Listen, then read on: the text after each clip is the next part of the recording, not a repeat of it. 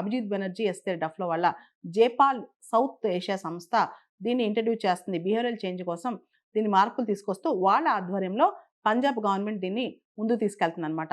దాదాపు 8 లక్షల మంది స్టూడెంట్స్‌కి పంజాబ్‌లో డ్రగ్ ప్రివెన్షన్ సంబంధించి ముఖ్యంగా సబ్‌స్టెన్స్ అబ్యూస్ సంబంధించి అవగాహన సదస్సులు పెడతారు. పంజాబ్‌లోని గవర్నమెంట్ స్కూల్స్‌లో 27 వారాల పాటు ఎవ్రీ ఫోర్త్ నైట్ ప్రతి 15 రోజులకోసారి 35 మినిట్స్ సెషన్ పెడతారు.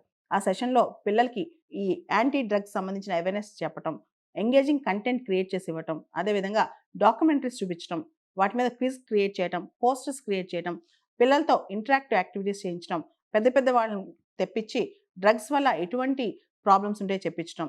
సో, అదేవిధంగా డ్రగ్స్ రిలేటెడ్ ఏదైనా మిత్స్ ఉంటే వాటిని బస్ట్ చేయటం అండ్ డ్రగ్స్‌ని ఎలా రెఫ్యూజ్ చేయాలి దాని మీద స్ట్రాటజీస్.